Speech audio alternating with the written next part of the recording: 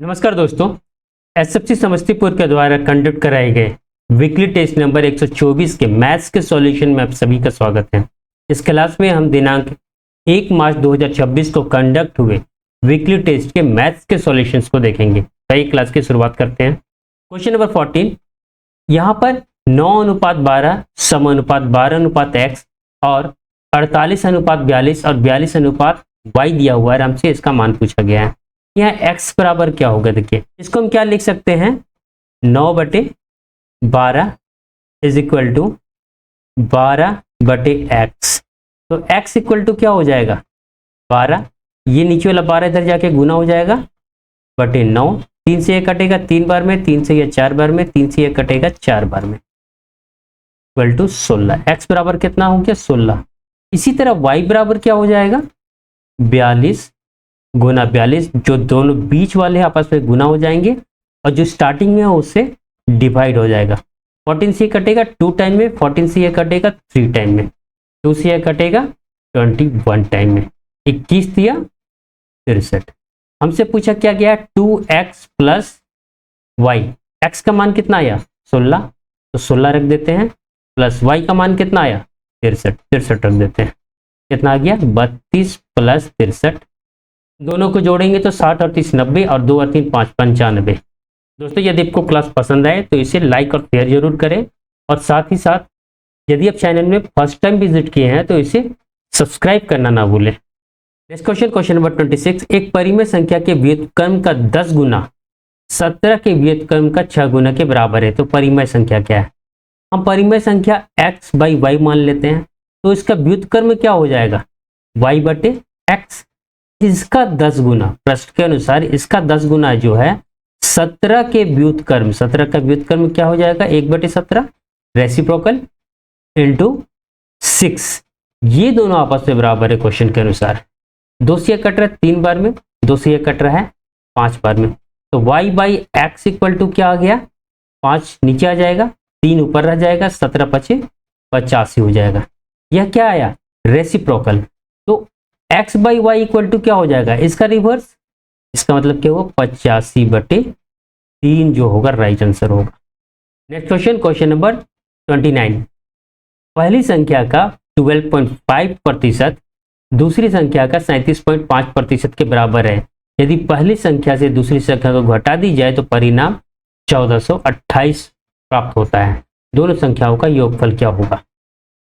देखिए पहली संख्या अगर x है तो प्रश्न के अनुसार x का 12.5% जो है बराबर है, दूसरी संख्या अगर y है तो इसके 37.5 के बराबर।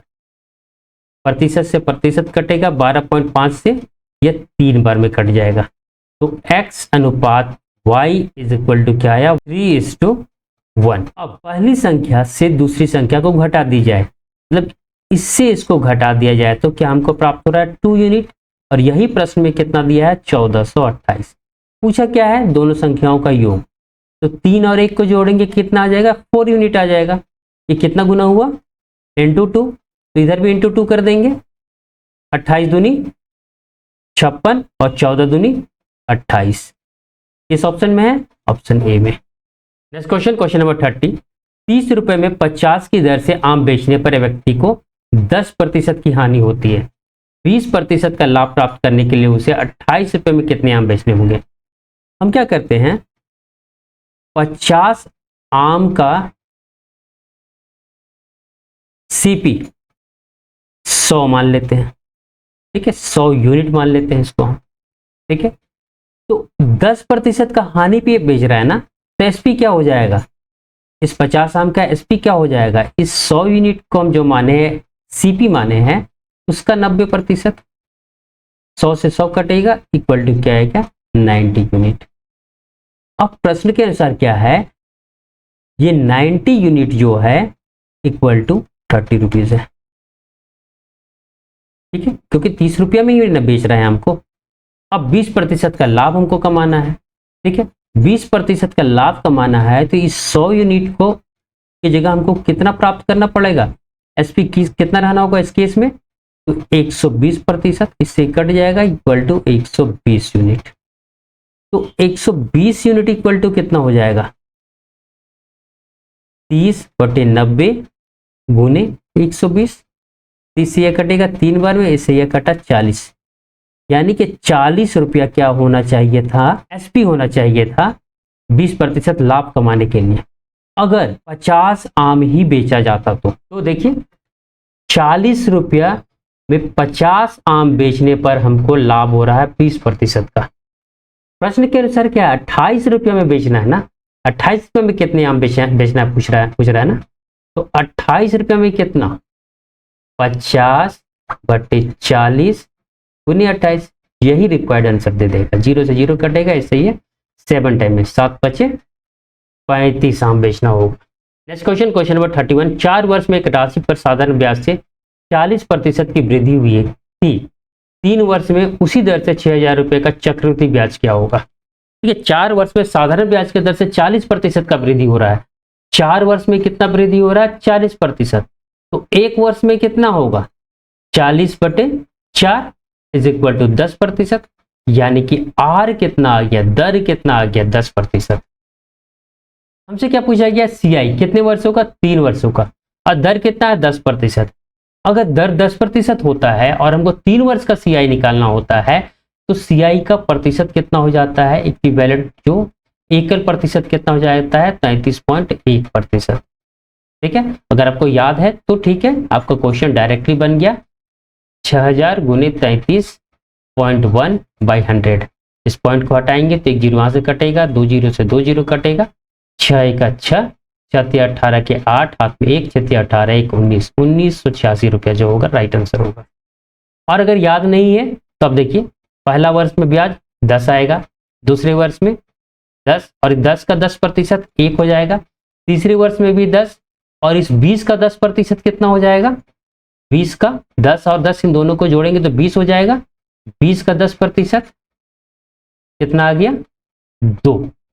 ठीक है, और इस 1 का भी 10%, 1 का 10% कितना हो जाएगा, 0.1। इन सभी को जोड़ेंगे तो कितना हो जाएगा, 33.1%।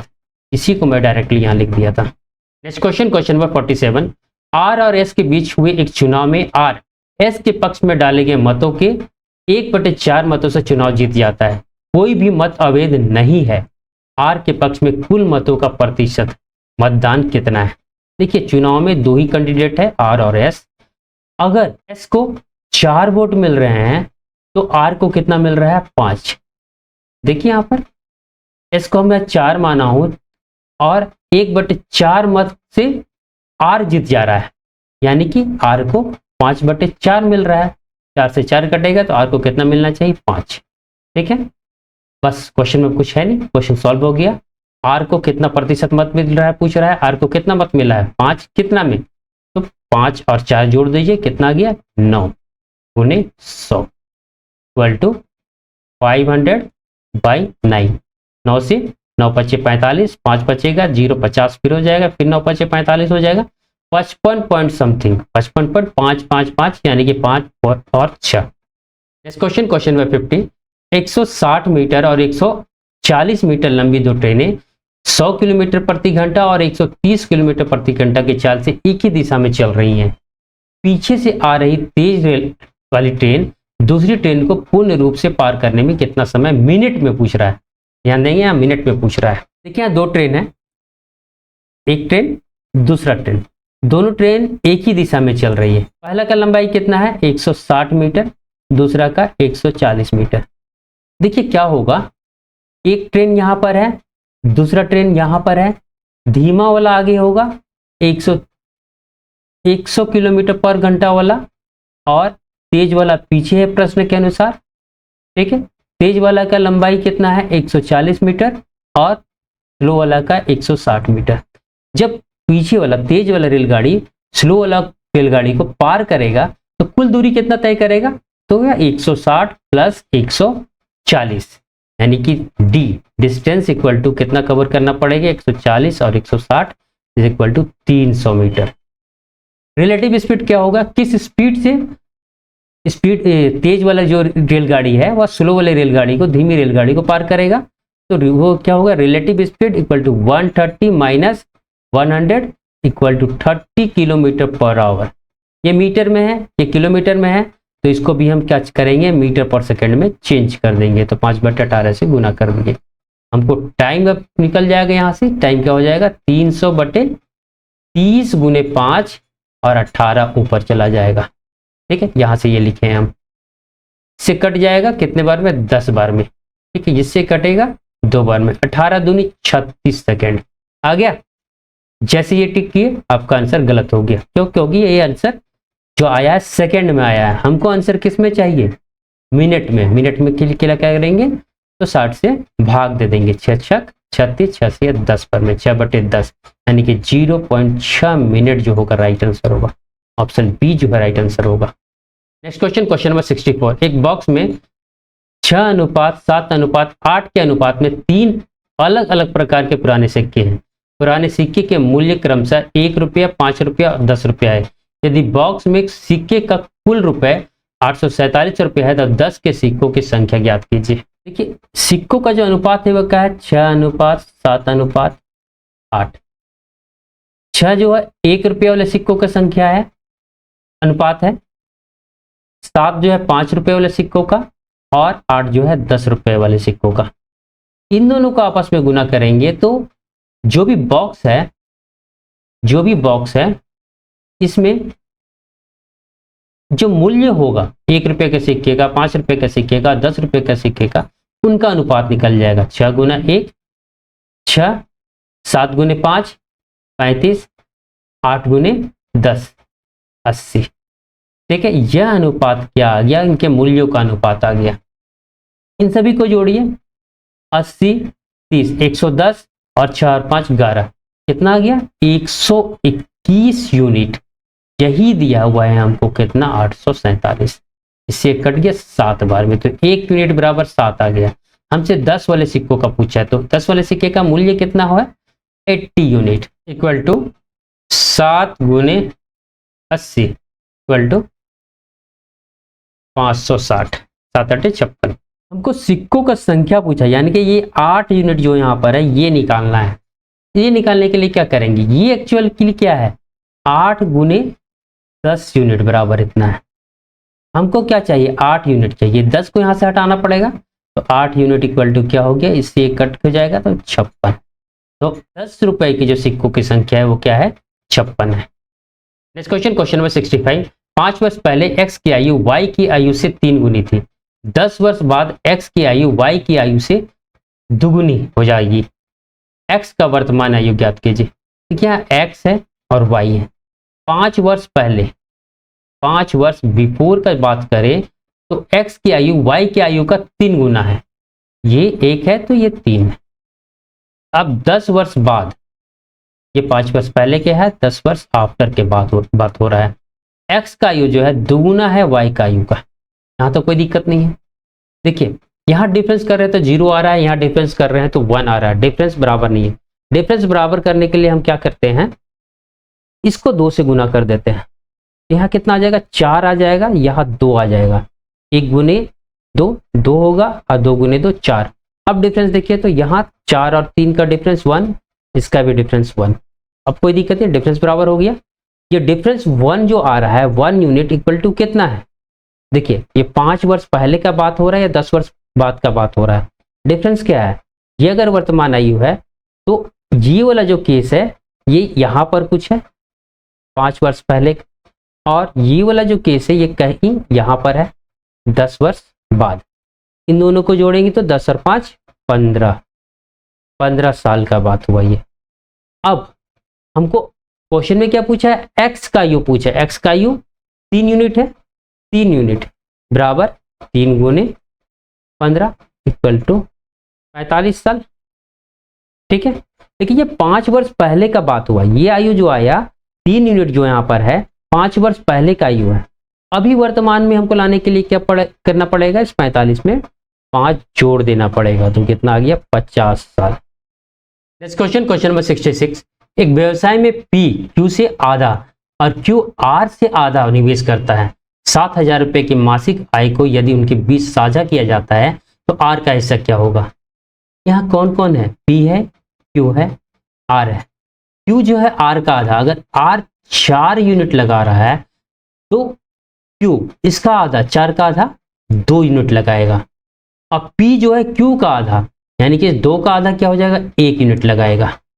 ठीक है, और इसी अनुपात में क्या होगा, इनका जो भी लाभ होगा बटेगा 4, 2 और 1 7 यूनिट अगर लाभ होता है तो ये वह जो है इन पे किस अनुपात में बटेगा, 1:2:4 में।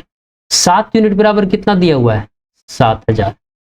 हमसे क्या पूछा है, आर का हिस्सा कितना हो जाएगा, 4 यूनिट। 4 यूनिट 7 से ये कट गया 1000 बार में, तो 4 यूनिट बराबर कितना हो गया, 4000। यही आंसर हो गया। Next question, question number 67। 25% सांद्रता वाले 36 लीटर संतरे के रस में 80% सांद्रता वाले संतरे के रस की कितनी मात्रा मिलाई जानी चाहिए ताकि प्राप्त होने वाला मिश्रण की सांद्रता क्या हो जाए, 60% हो जाए। देखिए यहाँ पर 25% सांद्रता वाला संतरे का एक रस है और दूसरा जो है 80% सांद्रता वाला है। इन दोनों को मिलाया जाता है तो जो को प्राप्त होता है वो 60% सांद्रता वाला जो है संतरे का रस प्राप्त होता है। इससे इसको माइनस करेंगे कितना आएगा, 35%। इससे इसको माइनस करेंगे कितना आएगा, 20%। प्रतिशत से प्रतिशत कटेगा, 5 से यह 7 बार में कटेगा, 5 से यह 4 बार में कटेगा। तो 4:7 में हमको क्या करना पड़ेगा, इन्हें मिलाना पड़ेगा, तब जाके 60% सांद्रता वाला मिश्रण प्राप्त होगा। प्रश्न के अनुसार जो 36 लीटर वह 25% सांद्रता वाला है, यानी कि ये 4 यूनिट बराबर हमको 36 दिया हुआ है। 4 यूनिट इक्वल टू 36, 4 से कट गया 9 बार में। हमको क्या पूछा है, 80% वाला जो कि 7 यूनिट है इज इक्वल टू 9 × 7। 9 × 7 बराबर कितना हो गया, 63 litre. Next question, question number 68। एक बल्लेबाज ने अपनी 12वीं पारी में 84 रन बनाए जिससे उसके प्रति पारी का औसत 4 रन सुधर गया। 12वीं पारी के बाद बल्लेबाज के प्रति पारी औसत का स्कोर क्या है। ठीक है, 12वीं पारी में कितना मारा हुआ, 84 रन। ठीक है, जो भी औसत होगा उसको प्राप्त करने के लिए हम क्या करेंगे, एक ठीक यानी कि 12 से एक ठीक पहले 11वीं पारी तक में जो है उसका उसमें जो बढ़ोतरी हो रहा है रन का उसको हम माइनस कर देंगे। 11 × 4, 4 ही रन बढ़ रहा है। ठीक, इसी को हल कर देंगे तो 84 - 44 बराबर 40 जो होगा राइट आंसर होगा। Next question, question number 69। ए किसी कार्य को 24 दिन में, बी उसी कार्य का 2/5 भाग 12 दिनों में करता है। दोनों 6 दिनों में तक एक साथ कार्य करते हैं तो अभी कितना काम बाकी है पूछ रहा है। ए जो है 24 दिन में कर रहा है, बी जो है 2/5 काम पूरा करता है कितने दिनों में, 12 दिनों में, बी है ना। तो 2 से कट गया 6 बार में। ठीक है, बी बराबर 6 × 5 यानी कि 30 दिन में पूरा काम करेगा। इन दोनों का लघुत्तम 120 हो जाएगा।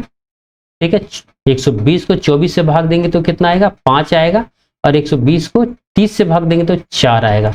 ये इफिशिएंसी निकल गया ए और बी का। दोनों मिलके कितना काम करेंगे, दोनों का इफिशिएंसी कितना हुआ, 9 यूनिट का। 9 यूनिट एक दिन में काम करते हैं तो 6 दिन में कितना करेंगे, 9 × 6 54 यूनिट। 120 यूनिट टोटल काम है, इससे माइनस करेंगे 54 यूनिट तो बाकी काम आ जाएगा 66 यूनिट। 66 यूनिट का मतलब क्या हुआ, 66 यूनिट बटे 120 यूनिट। यूनिट से यूनिट कट गया, इससे 6 से 11 बार में, 6 से 20 बार में, 11/20 जो है राइट आंसर होगा। Next question, question number 70। एक साथ कार्य करते हुए पाइप ए और बी एक खाली टंकी को 10 घंटे में भर सकते हैं। उन्होंने 4 घंटे तक एक साथ काम किया, फिर बी ने काम बंद कर दिया। ए ने कार्य अंत तक जारी रखा। टैंक को भरने में कुल 13 घंटे लग गए। ए द्वारा अकेले खाली टैंक को भरने के लिए लिया गया समय कितना होगा, समय कितना लगेगा पूछा है। देखिए ए और बी एक साथ 10 घंटे में टंकी को भर सकते हैं तो 1 घंटे में कितना काम करेंगे, 1/10। दोनों मिलके कितना घंटा काम कर रहे हैं, 4 घंटा। तो दोनों मिलके कितना काम करेंगे 4 घंटे में। टोटल काम कितना घंटा हो रहा है, 13 घंटा। ठीक है, 4 घंटा तो दोनों मिलके किए तो 9 घंटा कौन अकेले काम कर रहा है, ए, क्योंकि 4 घंटे के बाद बी काम करना बंद कर दे रहा है। तो ए 9 घंटे में कितना काम करेगा, अगर ए का क्षमता ए ही मान ले, ठीक है, तो 9/A करेगा। दोनों को जोड़ देंगे तो क्या हमको मिल जाएगा, टोटल काम, यानी कि एक काम पूरा हो जाएगा। ठीक है, 2 से ये 2 बार में कटा, 2 से यह 5 बार में कटा, तो 9 बटे ए बराबर कितना हो गया, 1 माइनस 2 बटे 5। ठीक है, इक्वल टू 5 तो लघुत्तम हो गया, 5 माइनस 2 इक्वल टू 3 बटे 5। तो क्या आया, 9 बटे ए इक्वल टू 3 बटे 5। 3 से 3 बार में 9 कट गया, तो ए बराबर कितना हो गया, 5 गुना 3 बराबर 15 घंटा। Next question, question number 71। Vinod 30 kilometre प्रति घंटा की चाल से यात्रा करके 5 मिनट देरी से कार्यालय पहुंचता है। यदि उसकी चाल 40 किलोमीटर प्रति घंटा है तो कार्यालय 30 मिनट पहले पहुंचता है। वह दूरी ज्ञात कीजिए जो वह अपने घर और कार्यालय के बीच तय करता है। यहाँ पर उसका अगर घर है, यहाँ पर ऑफिस है, इन दोनों के बीच का डिस्टेंस क्या है, यही हमसे पूछा गया है। ठीक है, जब घर से ऑफिस जा रहा है तो क्या हो रहा है, डी बटे 30 समय लगेगा। 30 क्या है, स्पीड है, और D by speed equal to क्या होता है, टाइम है। ये टाइम निकल गया। इतना समय में वो जब पहुंच रहा है तो क्या देखता है कि 5 मिनट लेट हो गया, यानी कि ऑफिस पहुंचने के लिए उसको 5 मिनट पहले पहुंचना था। अगर 5 मिनट पहले पहुंचता वो तो ऑफिस का पहुंचने का जो एग्जैक्ट टाइम है वो निकल जाता। ये घंटा में आ रहा है तो इसको भी घंटा में बदल देते हैं। ठीक है, अब दूसरा केस में देखिए, इसी दूरी को 40 किलोमीटर प्रति घंटा की स्पीड से तय करता है, तो इतना समय लगा। जो भी समय हुआ वो क्या देखता है कि 30 मिनट पहले पहुंच गया। ठीक है, यानी कि ऑफिस पहुंचने का जो एग्जैक्ट टाइम है उस टाइम में पहुंचने के लिए इसको क्या करना था, 30 मिनट बाद पहुंचना था। इसको भी घंटा में चेंज करते हैं तो 60 से भाग दे देंगे। दोनों जो है ऑफिस पहुंचने का एक्चुअल टाइम है, तो ये इक्वल हो गया। तो यहाँ पर डी बाई 30 और डी बाई 40 इधर आके माइनस हो जाएगा, इज इक्वल टू 30 बटे 60 बच गया है, और ये जो माइनस में है इधर जाके प्लस हो जाएगा, 5 बटे 60। यहाँ देखिए 40 है, यहाँ 30 है, दोनों का लघुत्तम 120 हो जाएगा। 30 से भाग देंगे 120 को तो 4 आएगा, 4D यहाँ हो गया, और यहाँ पर 40 से भाग देंगे तो 3 आएगा, 3 से गुना करेंगे ऊपर तो 3D हो गया, इक्वल टू 30 और 5 35, क्योंकि दोनों के नीचे 60 है, 35 बटे 60। इससे यह कट गया 2 बार में, ऊपर घटाएंगे D आ गया, 35 गुने 2 इधर जाके गुना हो जाएगा ना, 35 गुने 2 70 किलोमीटर जो है वह दूरी होगा। Next question, question number 90। यदि संख्या जो यह है 90 से विभाज्य है तो y माइनस एक्स का मान क्या होगा। देखिए ये संख्या का 90 से डिविजिबल है तो x इक्वल टू क्या होना चाहिए, 0 होना चाहिए। लास्ट में 0 होगा तभी तो यहाँ 90 का मतलब क्या हुआ, 9 गुने 10। 10 से डिविजिबल होने के लिए संख्या के अंत में तो 0 होना ही चाहिए। ठीक है, अब 9 से डिविजिबल होने के लिए क्या होना चाहिए, संख्या के अंकों का योग 9 से डिविजिबल होना चाहिए। तो 6 और 3 9 होता है, यहाँ 5 बचा, 5 प्लस y इक्वल टू 9 आना चाहिए, इक्वल टू 9। तो y इक्वल टू क्या हो जाएगा, 9 माइनस 5 इक्वल टू 4। y कितना आया 4, x कितना आया 0, तो y minus X equal to कितना हो जाएगा, 4 minus 0 equal to 4। Next question, question number 91। 6000 और 7000 के बीच वह संख्या ज्ञात कीजिए जो 12, 21, 32 और 18 से प्रत्येक से विभाज्य हो।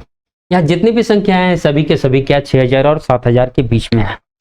देखिए सबसे पहले हम 18 को देखते हैं। 18 का मतलब क्या हुआ, 2 गुने 9, यानी कि जो भी संख्या है वह एक सम संख्या होगा।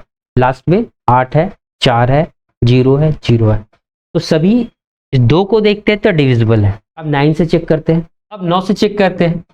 6 और 4 10, 10 और 8 18, 18 है तो ये 9 से डिविजिबल है तो यह हो सकता है। 6 6 12, 12 और 4 16, यहाँ 16 आया, क्या 9 से डिविजिबल है, नहीं, तो ये आंसर नहीं हो सकता है। 6 4 10, 10 और 8 18, 18 ये 9 से डिविजिबल है तो ये आंसर हो सकता है। यहाँ 6 और 4 10, 10 9 से डिविजिबल नहीं है तो यह भी आंसर नहीं हो सकता है। अब इन दोनों में हमको चेक करना है। देखिए 21 में क्या है, 3 गुने 7 है, यानी कि 3 और 7 दोनों से डिविजिबल होना चाहिए। 7 से चेक करते हैं, इसको देखिए 7 9 63, ठीक है, 1 बचा 18 आया, 7 दूनी 14, 4 बचेगा 0, 7 बचे 35, 5 बच गया, तो ये भी आंसर नहीं हो सकता है। आंसर सिर्फ एक ही संभव है। Next question, question number 126। एक नाव धारा के प्रतिकूल डी किसी दूरी को तय करने में 8 घंटे लेती है और धारा के अनुकूल डी प्लस 2 किलोमीटर की दूरी तय करने के लिए 6 घंटा लेती है। यदि धारा की चाल 3 किलोमीटर है तो 2 घंटे में नाव द्वारा धारा के प्रतिकूल तय की गई दूरी ज्ञात कीजिए। देखिए यहाँ पर फर्स्ट केस में क्या है, दूरी क्या है, डी तय कर रहा है धारा के प्रतिकूल। बोट का स्पीड अगर b मान ले तो माइनस धारा का स्पीड क्या है, 3 किलोमीटर है। इस चाल से d डिस्टेंस को तय कर रहा है, ठीक है, कितने समय में, 8 घंटे में, तो गुना 8, ये बराबर हो जाएगा d इक्वल टू क्या होता है, t इंटू एस। हाँ, t इक्वल टू 8 है यहाँ, s इक्वल टू यही है। दूसरे केस में d प्लस 2 किलोमीटर का दूरी तय कर रहा है, ठीक है, b प्लस 3 चाल से, क्योंकि धारा के अनुकूल चल रहा है। यहाँ देखिए कितने समय में, 6 घंटे में, ठीक है, ये भी बराबर होगा। ठीक है, इससे क्या करते हैं, ऊपर वाले से इक्वेशन 1 से इक्वेशन 2 को माइनस करते हैं, तो माइनस माइनस माइनस करेंगे तो क्या होगा, डी से डी कट जाएगा तो यहाँ -2 आ जाएगा, इक्वल टू 8 गुने डी, बी 8b हो गया, माइनस 8 3 की 24 हो गया, 6 गुने बी 6b माइनस है तो माइनस 6 तिया 18 माइनस 18, ठीक है। 8b से 6b माइनस होगा तो 2b आ जाएगा, और 24 और 18 को जोड़ेंगे तो 42। देखिए यहाँ 2 है, 2 से सभी कट रहा है तो 21 आ गया। ये देखिए b इक्वल टू क्या हो गया, इधर तो -1 है और ये -21 उधर जाएगा तो +21, इक्वल टू क्या हो गया, 20 किलोमीटर पर घंटा, यानी कि बोट का स्पीड क्या आ गया, 20 किलोमीटर प्रति घंटा। हमको धारा के प्रतिकूल 2 घंटे में तय की गई दूरी निकालना है, तो इसको यहाँ देखते हैं। 20 जो हुआ बोट का स्पीड हुआ, धारा का स्पीड क्या है 3, तो धारा के प्रतिकूल स्पीड इतना हो गया, 2 घंटे में इतना दूरी तय करेगा।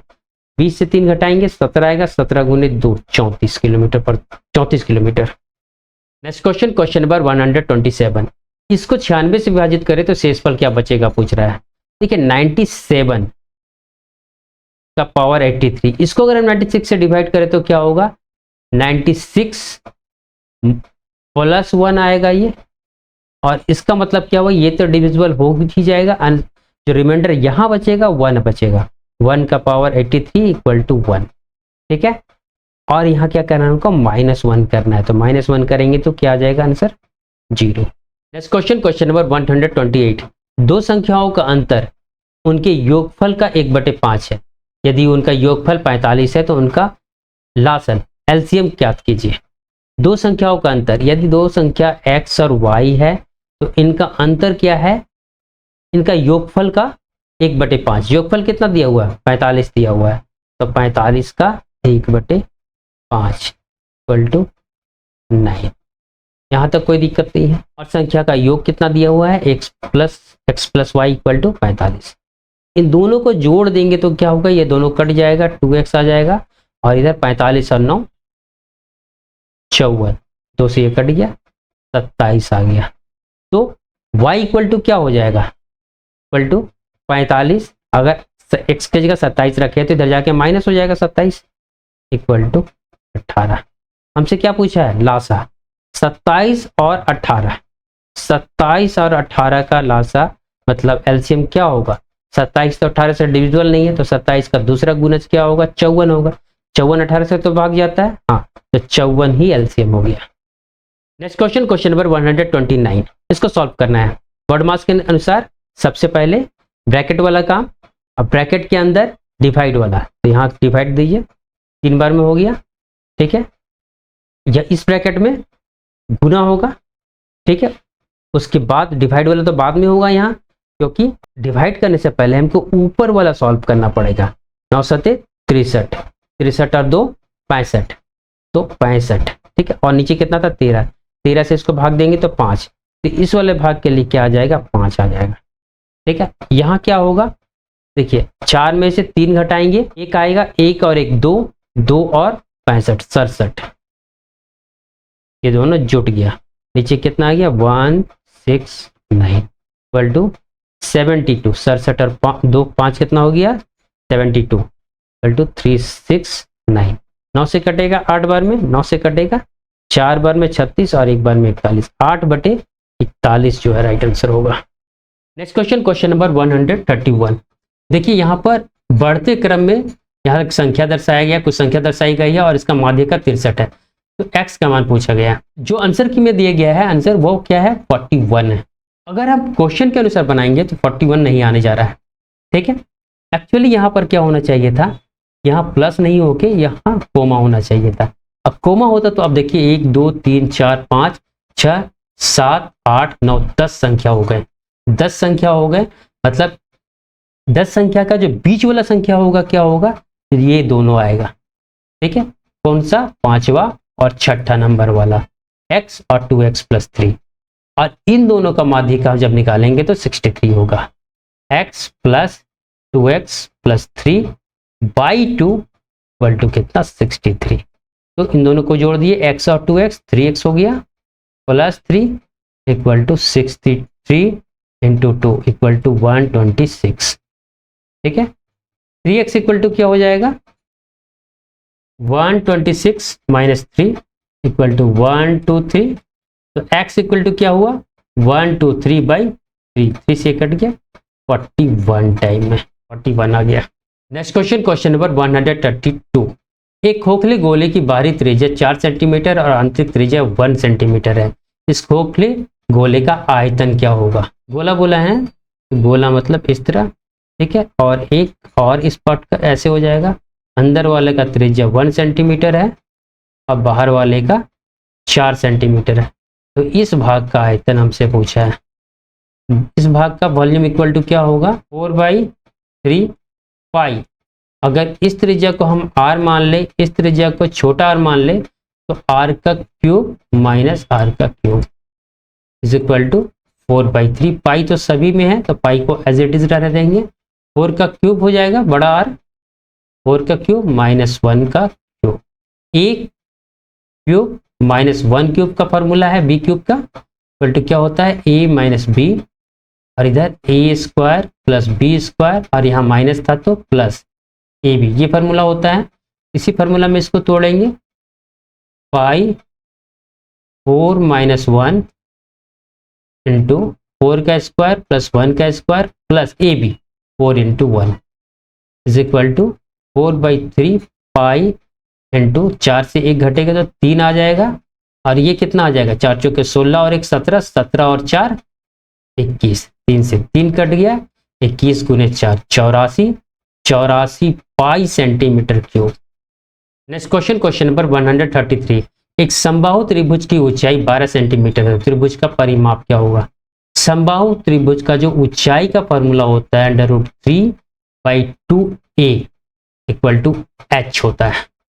h 12 दिया हुआ है तो a = क्या हो जाएगा, 12 √3 नीचे आ जाएगा और गुना 2 ऊपर चला जाएगा, ठीक है। ऊपर नीचे √3 से हम गुना करेंगे तो 3 × 3 और √3 को गुना करेंगे तो 3 आ जाएगा, 3 से यह 4 बार में कट गया, इक्वल टू 8 √3 आ गया।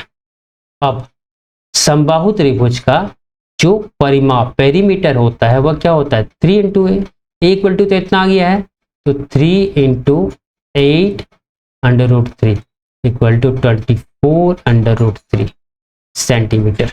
Next question, question number 144। निम्नलिखित अनुपातों को सही आरोही क्रम में सजाना है। ठीक है, फर्स्ट वाला नंबर क्या है, 23/60, तीनों ऑप्शन में है, और इसमें 8/15। तो 8/15 और 23/60 में चेक करते हैं। पहले 60 × 8 करेंगे तो कितना हो जाएगा, 800, 480, 15 × 20, 300, और 15 × 3 45, 345। छोटा कौन आया, ये आया, तो इसलिए तो एलिमिनेट हो गया। ठीक है, तो ये ऑप्शन नहीं हो सकता है। अब इसके बाद 8/15 है और 27/35 है। क्या क्या है, 8/15 है और 27/35 है। इन दोनों को चेक करते हैं। 35 × 8 करेंगे तो 8 × 5 = 40 और 8 × 3 = 24, 240 और 40, 280, और यहाँ अगर 20 भी लेके चले तो 15 दूनी 30 होता है, 300 से ऊपर जाएगा, यानी कि ये बड़ा हो गया, छोटा यह आ गया, ये वाला भी एलिमिनेट हो गया। इन दोनों में ये दोनों सेम है। अब इन दोनों में चेक करना पड़ेगा, 19 और 27 में इसको गुना करेंगे 27 को 20 से तो 540 आएगा, ठीक है। और इसको गुना करेंगे तो कितना आ जाएगा, देखिए 19 बचे 95 के 5, 9 कैरी होगा, 19 3 57 और 9 66। बड़ा कौन हो गया, ये हो गया। तो ऑप्शन बी जो है राइट आंसर हो गया। ये तो गलत हो गया ना, यहाँ तो छोटा वाला आना था, ठीक। तो यह आंसर हो गया। दोस्तों यदि आपको क्लास पसंद आया हो, समझ में आया, आपके फायदे के लिए तो इसे लाइक, सब्सक्राइब और शेयर जरूर करें। Thank you.